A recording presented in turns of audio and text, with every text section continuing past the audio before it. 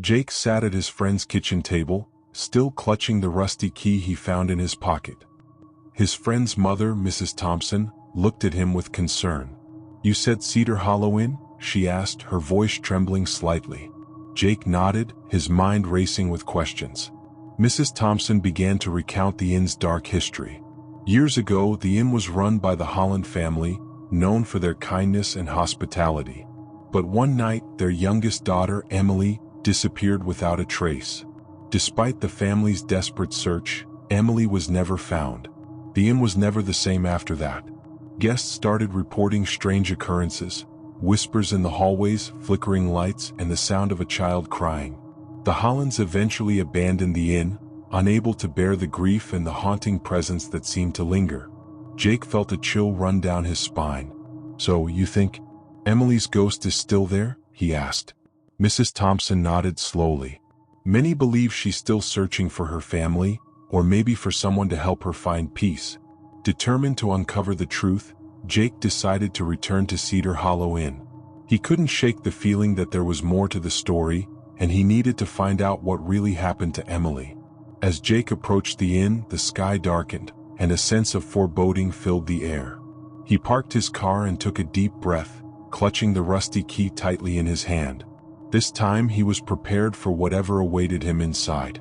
Jake began his search, exploring every corner of the inn.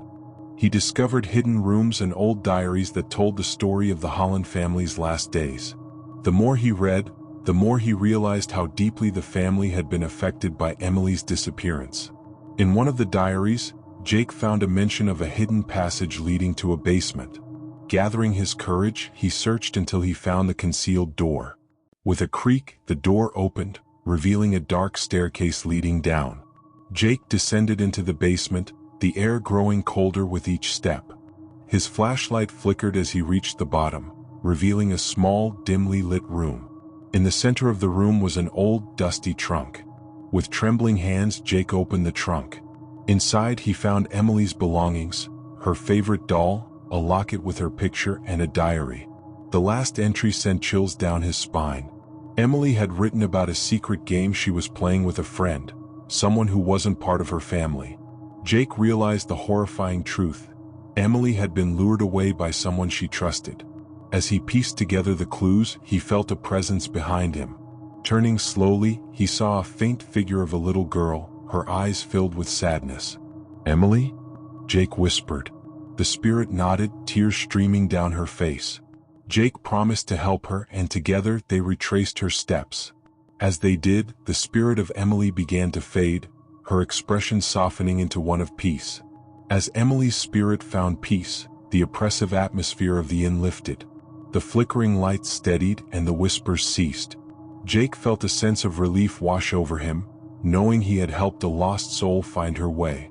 Jake left Cedar Hollow Inn, the rusty key still in his pocket. This time he felt a sense of closure.